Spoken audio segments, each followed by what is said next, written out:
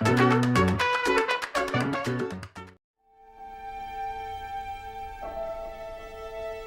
he's internationally known as the Supermex. Would you welcome Lee Trevino?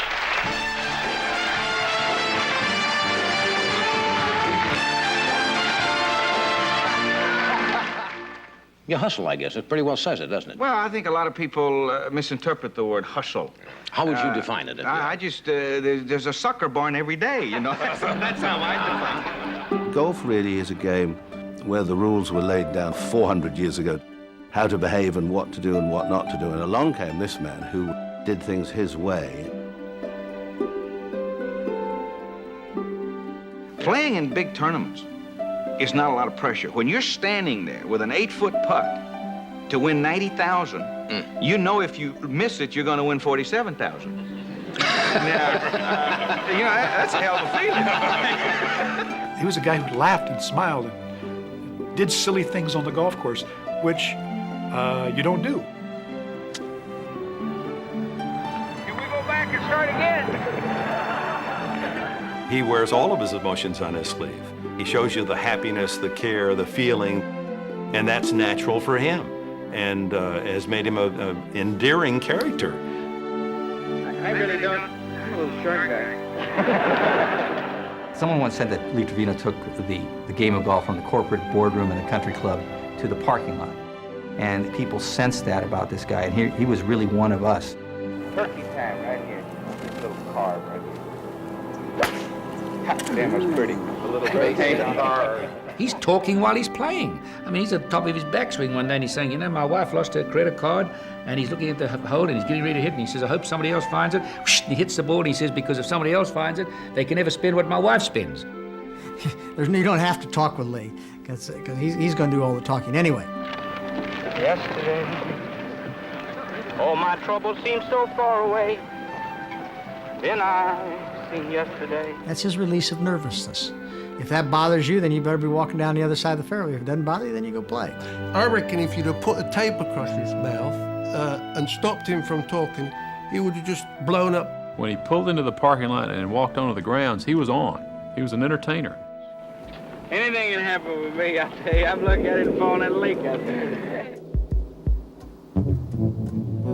I don't think people know that he's a man who tends to, after his round, after 5 hours of making galleries laugh, he's a man who wants to go be by himself.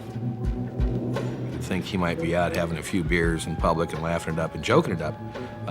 Not Lee's style at all. He'd never leave the room, and all these trays would be in front of the room, and you hear the television going, you know? I don't know what he did in there. Maybe he was writing his lines for the next day. I don't know. I just think he goes, time out. I'm actually going to get some downtime, because you can't maintain that pace all of the time. And part of that is because of the trap he set for himself in his public persona, in that if he ever went to a restaurant, well, everybody thought, there's my buddy Lee. People are hanging on you for so many years that you do what you have to do, and then once it's done, you turn it off. I don't remember him ever taking us to movies. You know, we just couldn't really do anything with Dad because we'd just get mobbed. I actually went for some help on this because I was getting very, very edgy with this. And the conclusion was, just for that one moment, they're in your shoes. They're part of you. The world was ready to embrace and to love Lee Trevino, and he didn't quite want it.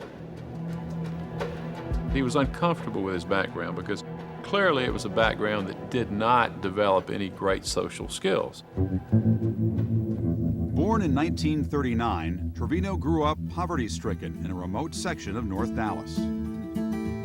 They was way out in the country then. I mean, there wasn't a house in a mile or two. Dirt floor shack, no electricity, no running water. He did not have changing clothes. They had to wash their clothes out overnight to be clean the next day. Never knew his father. Was raised by his grandfather, who was a gravedigger, and his mother. His basic education was not a formal one. He went to the Dallas public schools for 8th grades and then dropped out. Never had a childhood? I've worked ever since I can remember. At age 8, Trevino began working as a caddy. By 15, he was scoring in the upper 70s, winning tip money from his colleagues. So I think he beat the ball around a little bit, and I think he, had his experiences with golf playing with other caddies. If you didn't go out there and play golf for a quarter and everything, they said, come on, man, what are you, scared? You scared of your mom? Huh? You scared of your granddaddy? You scared to lose? It was all peer pressure. He act more like a man instead of a kid want to rip and run all the time, and want to be wild. Realizing he was heading down the wrong road, Trevino joined the Marines at 17 and became a machine gunner stationed in Japan.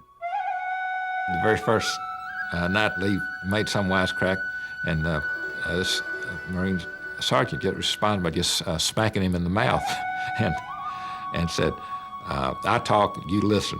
The Marines did one thing for him, made him very disciplined. And it, I think, simplified his life a great deal and gave him a sense of purpose, a sense of self-worth that he'd never had before. I re-enlisted and went back to Okinawa. On the ship, my orders got messed up. The captain said, do you play a sport?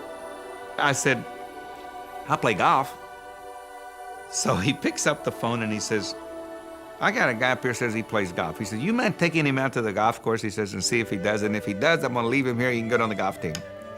So I went out and I shot 78, 67.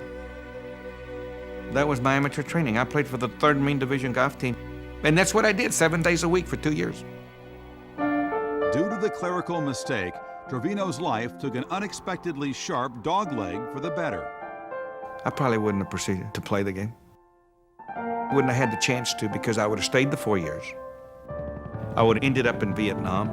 I probably would be dead or in prison.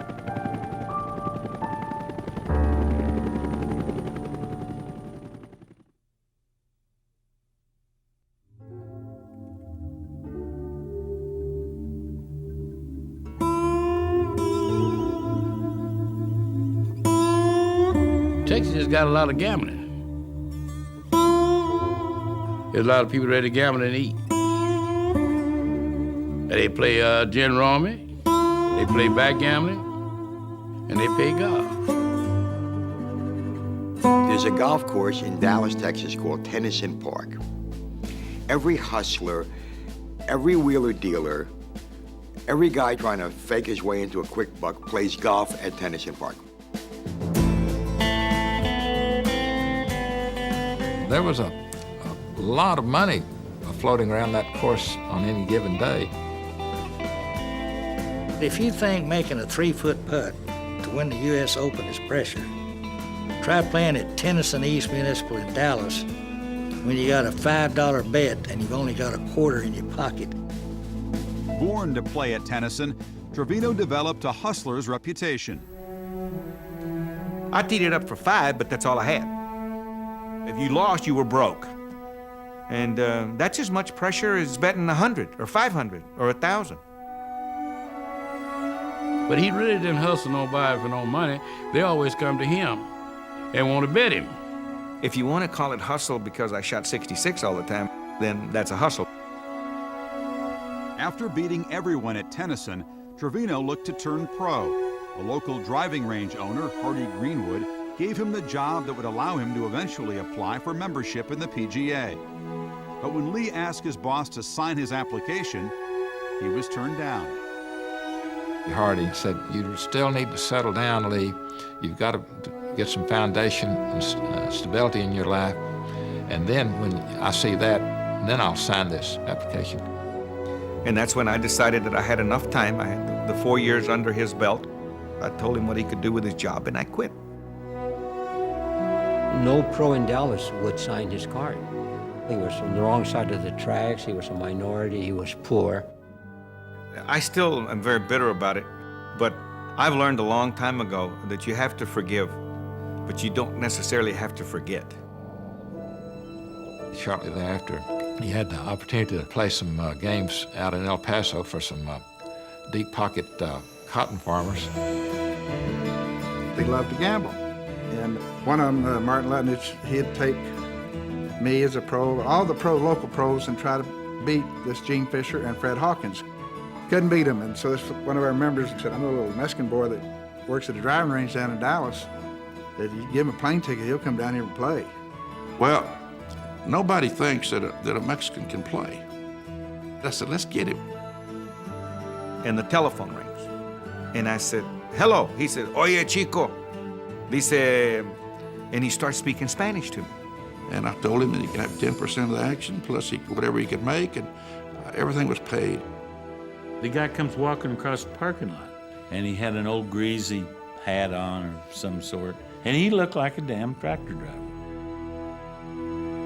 We go up to the tee box, and Lee says, mucho gusto, you know. The assumption is this guy can't speak any English much. Lee and Martin would just whip him and collect all the money, and then go drink beer. Got my $300, I came home. Martin called me again. He said, listen, he said, why don't you pack up everything? He says, and just come on out here. He said, we'll find you a job. Still with no PGA card and no prospects of getting one in Dallas, Trevino headed out to West Texas in 1965. There was a pro here in El Paso by the name of Bill Eschenbrenner. And he took Trevino after he saw him play, and he told him, Lee, I want to help get you on the tour. No one had come out of the municipal ranks and played like Lee Trevino. He didn't grow up in the right standards. I mean, he was a caddy, you know, and he was rough and he was tough, and they didn't feel like he would make a good PGA member. They weren't trying to get numbers in the PGA. They were just getting kind of selective people. I wasn't smart enough to realize what they were doing, that I was Mexican-American. Eschenbrenner started writing to the PGA and backing him up and endorsing him and trying to certify him. Still nothing would happen. I thought, well, there's got to be a way we can get around this. And so therefore I thought, well, maybe I can sign it. So finally what Eschenbrenner did, he was so impressed with Trevino, he actually went to a meeting of the PGA. In fact, I even told him down there, I said, well, then you can take my PGA card if he doesn't make a great PGA member. And that did it. And that did it. If he'd have stayed in Dallas and they'd never let him have a card, we'd never seen Lee Trevino. That would have been a crime.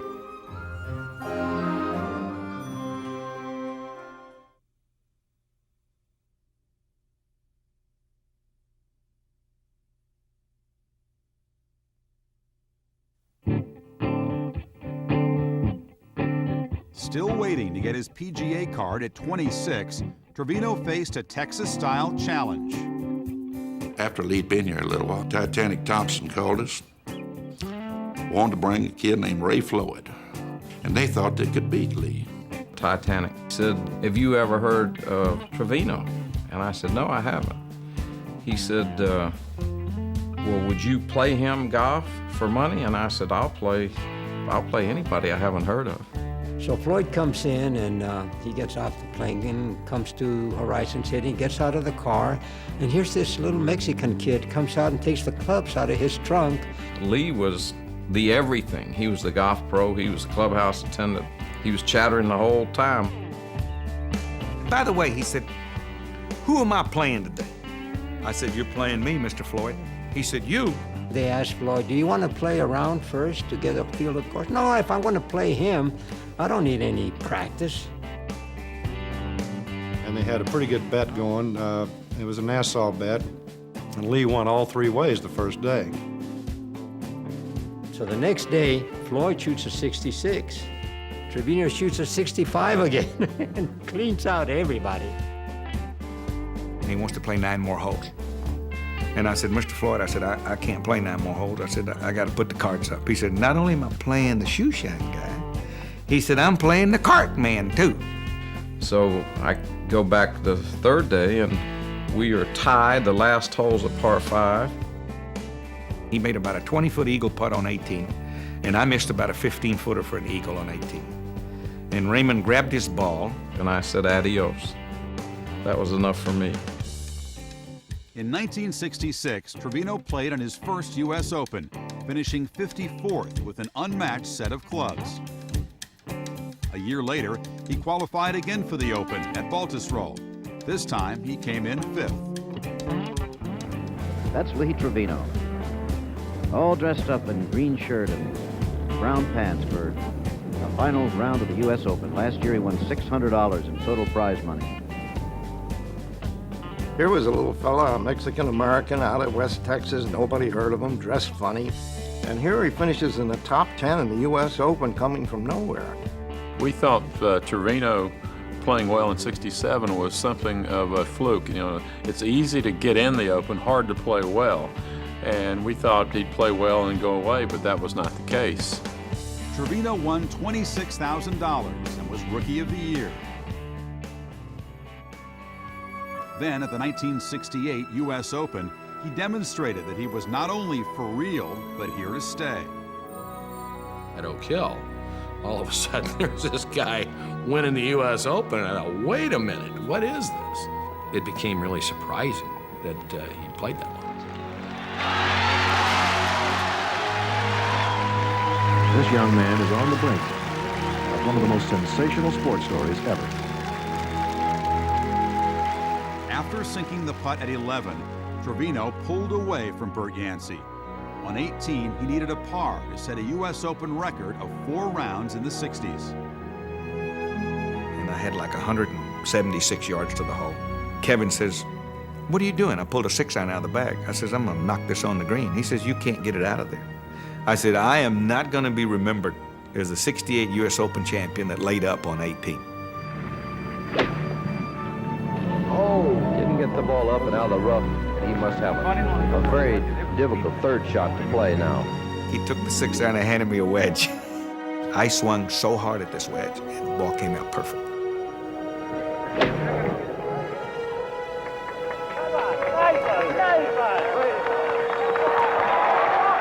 What a great shot, Chris, that he played out of that. Boy, oh boy. Some of the crusty old veterans in the locker room as the victory was coming about, and they were kind of saying, I'm not sure this is a great thing for our tour. You know, he wasn't the gentleman that Yancey was or that Nicklaus is. You know, he was always clowning around. And I'm sure that the USGA, knowing them, were not delighted by that. There's the man of the hour, Lee Trevino. Listen. Walking up the bowels of that hole, he put his arm around one of those blue-coated USGA officials, Joe Dye. His exact words said, "What are you trying to do, win the U.S. Open?" And I said, "Whether you like it or not, you got a Mexican for a U.S. Open champion." This is for a par 4. Here is your United States Open champion.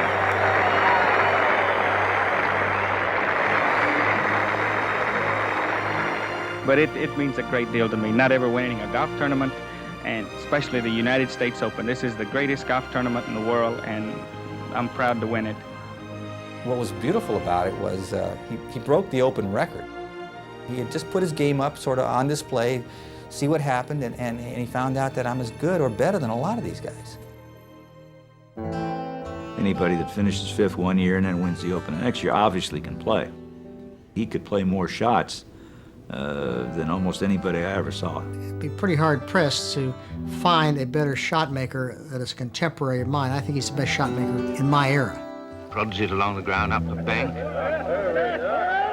Oh, good Lord, look at that one. There were only 2 guys that hit the ball better through the bag, and that was Ben Hogan and Sam Snead. He's one of the very few players that could actually tell you what he's going to do before he does it. Well, here we are. The sun has just come up. We're on the practice tee. Watson looks over and he says, "Say, Max, show me something. Hit the 100-yard sign." Trevino says, "That ain't nothing. Which part of the sign do you want me to hit?" Watson says, "The right 0. I'm telling you, first shot hits the 0 right in the middle. Laughed and cackled, and he says, it doesn't take long to warm up a Rolls Royce. A lot of guys would play the shot on Tuesday on a practice round, but wouldn't play it on a Sunday when it meant something. Lee was totally fearless when it came to playing shots that fit the occasion. Part of his confidence came off the practice tee. You want to be a good golfer? Do what Trevino did. He would hit every day, including Saturday and Sunday, 1,000 golf balls. Then he'd go out and putt for an hour. And then he would go out and play 18 holes every single day. I'm just watching him hit them, and I get so tired of watching him hit them. He could hit them. He just pound them balls, pound them. Not only was he a great ball striker and shot maker, but he took on some of the kings of the game at the peaks of their power, never backed down 1 inch. He was a street fighter and a scrapper and a guy who would get in your face and beat you. And he took that sort of attitude to the golf course.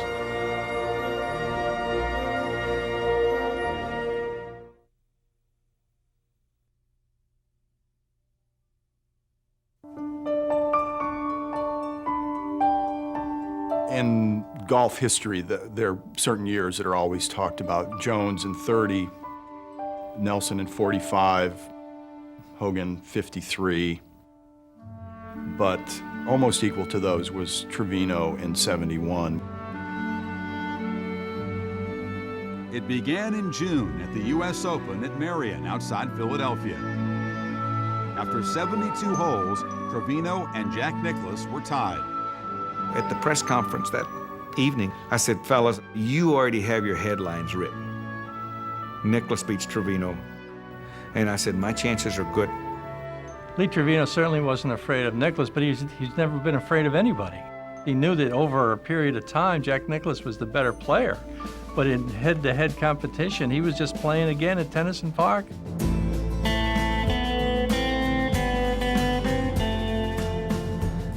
Prior to their 18-hole playoff, Trevino couldn't resist being Trevino. My glove was all wet, sweated out, so I went into the big pocket to get another glove on the first tee. And Lee reaches in his bag, gets this rubber snake out and says, "Hey, Jack," and flips it to him. And it kind of broke the ice. Trevino will tell you he was very, very nervous.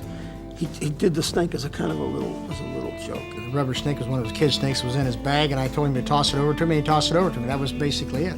That did not have one single effect on the game whatsoever. It was just a fun thing on the first tee, and they just started off and played. I was very nervous, very nervous. I bogeyed the first hole right off the bat. Jack went for the green in 2, but he's in a bunker. And that ball didn't get to the green. That tournament was decided by me. I took 2 to get out of the bunker on 2 and 2 to get out of the bunker on 3, and I got myself behind. And when I left the third hole, I says, he may be choking worse than I am.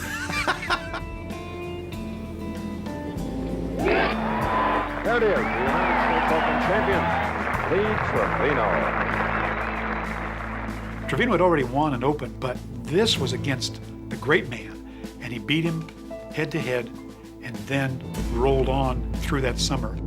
2 weeks later, he won the Canadian Open in a playoff. Then set his sights on England's Royal Birkdale and a British Open crown. After winning the Canadian Open 4 days earlier, and we all thought, well, this fella's going to fall over. You know, he's just going to be too tired. On the tee, Lee Trevino. For swinging for get out. And the other top golfer there, man from Taiwan, Mr. Lu Liang Wan, everybody knew him as Mr. Lu, and he wore a little pork pie hat. And he and Lee battled right down to the end. Onto the 17th tee, Trevino 3-stroke lead. Whacks his drive into the left sandhill.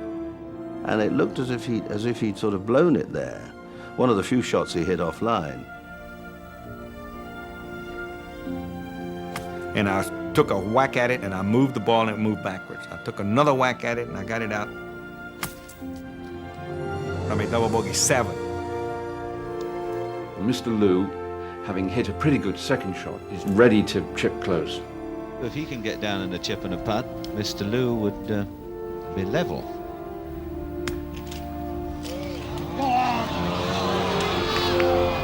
Won't be too happy with that one. Mr. Lu takes 2 more to get down, and Trevino, having thought that he was going to lose all his three-stroke lead, in fact walks to the 18th with a one-stroke lead. Trevino closed out Mr. Liu on the last hole. I was so quick at the time and so full of confidence that I put my ball down, didn't even line it up. I took my stance and knocked it in the hole. A hat-trick unparalleled in the annals of golf. You win 3 National Open titles in a month. That's pretty good going. I don't think anybody's ever done it, and maybe nobody ever will. Named PGA Player of the Year in 1971, Trevino was the most sought-after personality in the game, but he paid a high price for his celebrity. He was a selfish competitor, a selfish tour pro, a selfish, ambitious champion. If he had any drawback, his drawback was that he played too much golf and was on the tour too much and didn't pay close enough attention to his kids. I think it's extremely difficult to be a genius, so to speak, to be a very gifted person and have a calling and then at the same time have a family and have people who are depending on you. It was nothing for me to be gone 6, 7, 8 weeks at a time without even coming home and seeing my children, talk to them on the phone. And I never realized, you know, I'm just too dumb to realize what I was doing. Growing up, he was like a salesman. Remember Dad being gone a lot, but, you know, not knowing how every other family runs, just thought that's how it was supposed to be. Every day I got an off day, I would play golf. I wasn't taking the kid to the zoo or doing this or doing that. I was very selfish on my part, and that's the one thing that I regret most of all. He had to do what he had to do. It didn't hurt me, and it didn't hurt him. We're okay today. And I think we're closer today than we would have been if it was a different life, if I was at home with him all the time.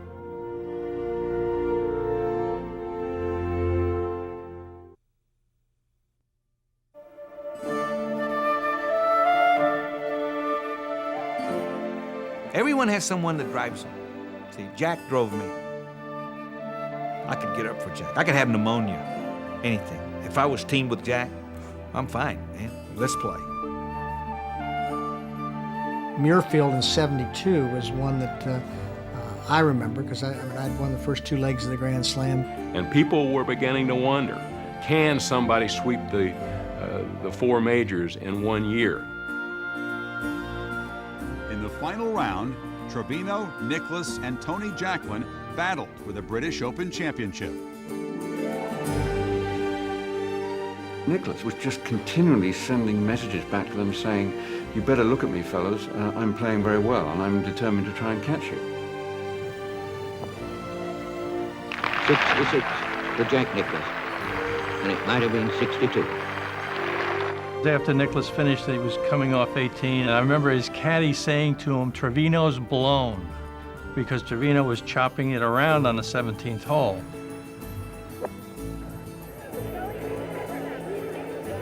He'd gone in the pot bunker with the tee shot, and then he came out sideways, and then he hooked it again, and then he goes over the green. I am so mad now that I'm walking 100 miles an hour now. To all intents and purposes, he thought he'd had it. He was gone. He was dead. Trevino turned to Jacklin after Jacklin hit his second shot and said, well done, Tony, this is your championship.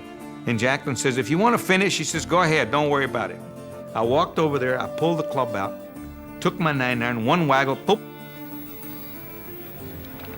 Puts it now. Really isn't fair, is it? All of a sudden, this roar goes up on 17. The caddy turned to Jack again and said, Trevino chipped in. And Jack said, he what?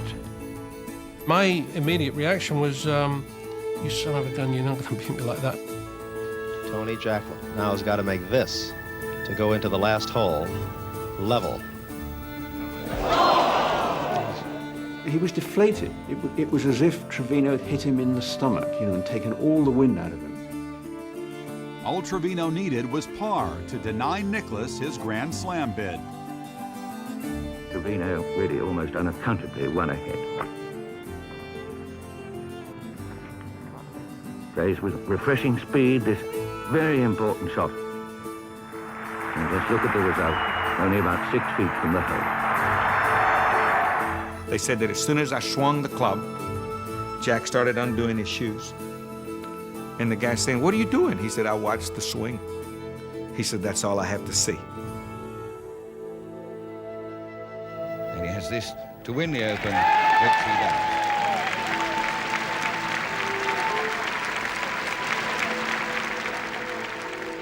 Trevino proved he could win in any social environment, on any course, save one.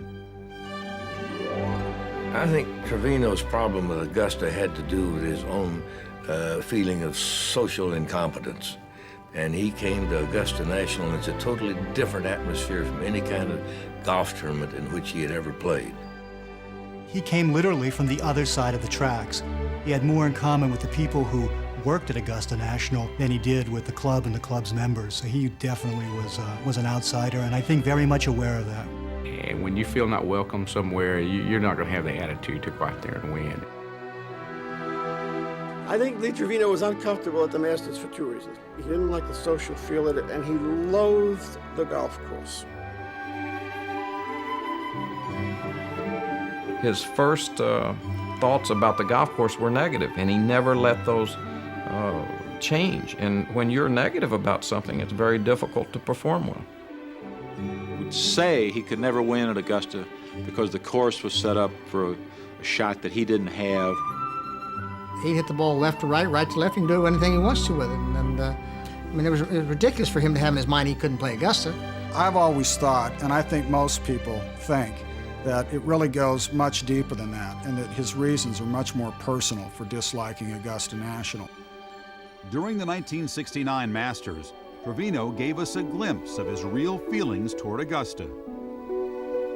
Lee was speaking in the locker room at Augusta National, and he said something about the stodginess of the place, and he just didn't really like being there. I saw a reporter sitting over in another bay, you know, just how the lockers would aisle and then go back in. And Lee was just talking with a friend. And this guy's over here writing it down. I got irritated by it simply because I read the headlines the next day.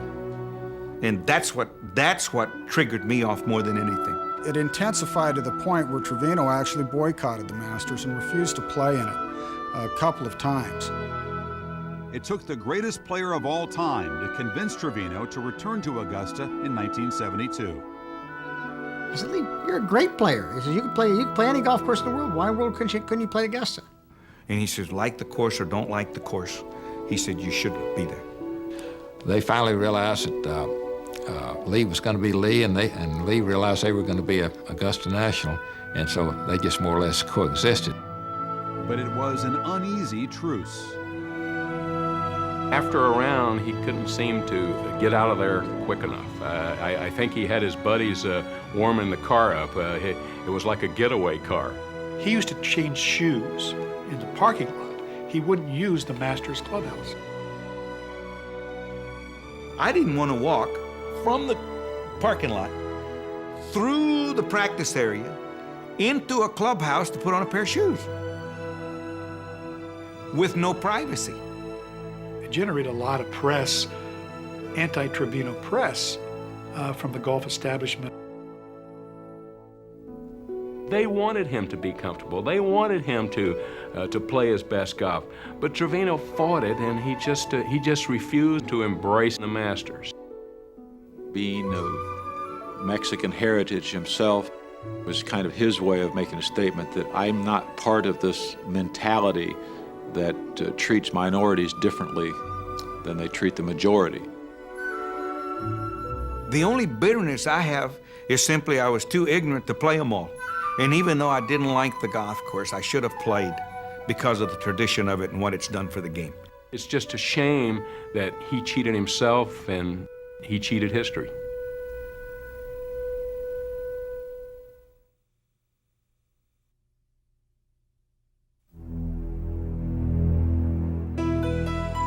June 27th, 1975, the Western Open at Butler National just outside Chicago.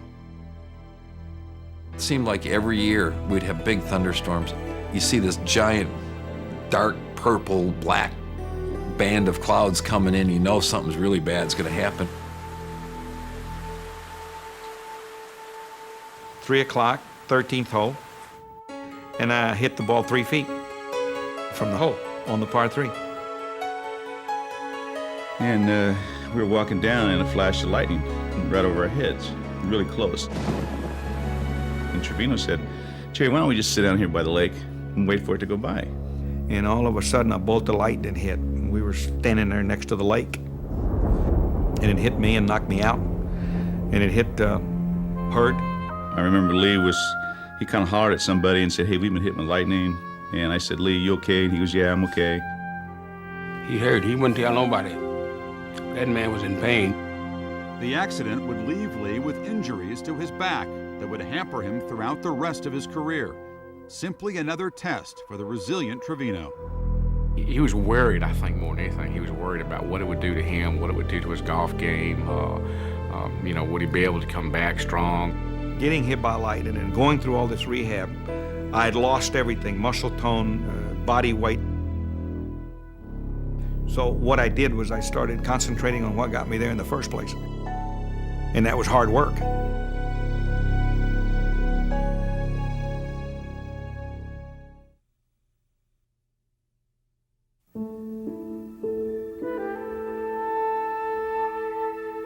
Being Lee Trevino, people try and take advantage of you, and he will believe anybody, and he'll trust anybody. He will give you the shirt off his back, and that's a problem. There's a lot of people there that get a shirt and then want another and then another and another. I was mostly surrounded by yes men. I was making a lot of money. I didn't think that it was ever going to stop, which was a very foolish thing. I don't think, obviously, his radar was that sophisticated at the time to know when a guy might have been taking advantage of him. And I think it happened to him in business, obviously, a couple of times. He took chances in his life. Some of them worked out, some of them didn't. When he had his setbacks, it was like, dust myself off and go back at it again. I've been here before. I had made a fortune, I'd lost it. I'd made a fortune, I'd lost it. I think it's a pattern, so I don't think that he had to dig that deep to keep being resilient. I think he realized resiliency was going to have to be part of his life, or he was just not going to have much of a life. In 1983, after 2 bankruptcies and 2 failed marriages, Trevino married Claudia Bove, the daughter of a golf pro. I took a job with NBC. I said, I'm getting a little too old to compete with these guys. And my wife says, you gotta be joking. She said, I'm watching you hit these golf balls. She says, your golf clubs have no idea how old you are. His third marriage has been the best chemistry and the best situation for him. A woman who really understood his life and wasn't surprised by all the sacrifices. She came into Dad's life at a very crucial time in his life. He was starting over with everything. Entering the 1984 PGA Championship at Shoal Creek, Trevino hadn't won a major in 10 years. There's certain types of golf course you get on that you know fits a man. And I know Lee could play that golf course.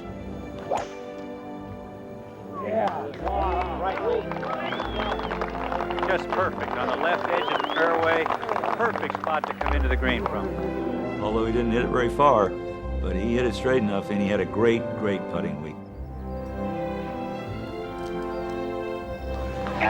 The last day, he hit 17 greens in regulation and all the par 3s and 14 fairways. When you've got that kind of skill, you're going to win major championships. For the birdie, Get in. 3. Come on. Lee Trevino has won his second PGA championship. At age 44, he's come all the way back. To win any PGA is a great achievement. To do it at 44, obviously, not many players have won majors after 40. That victory was his 6th and last major.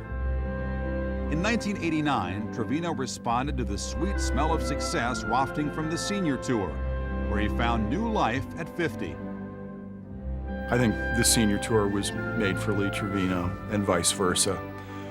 The ultimate gallery gabber in that more relaxed atmosphere. I may put it this way, right here. I knew that if I was successful on the senior tour, that financial-wise I was going to be set for life. His level of performance was phenomenal. It gave the senior tour the boost that it really needed. Trevino now lives in North Dallas with his wife and their 2 children, only 3 miles from the shack he originally grew up in. His life has come full circle, only the house is bigger this time around. I'll tell you what I like now, is I like to stay home, which I used to not do that. I'll walk around the house all the time. I'm looking for somebody to talk to now. He's not caught up in his own life anymore. He doesn't have to go and practice 7 hours a day to try and become successful. He maybe is getting close to being at peace with himself. He wished he could have done this with his first families, and it didn't happen. But he really is, I think he's really having fun being a dad. He's learned along the way a lot about himself, about the world, and about what it takes to make a happy life, not only on the golf course, but everywhere in life. He's the American dream. He proves very simply that if you keep trying, you take the good with the bad, something good's gonna come back to you. I've lived a pretty hard life, but the Lord gave me a talent, and I didn't want to let him down. And I hope he remembers it.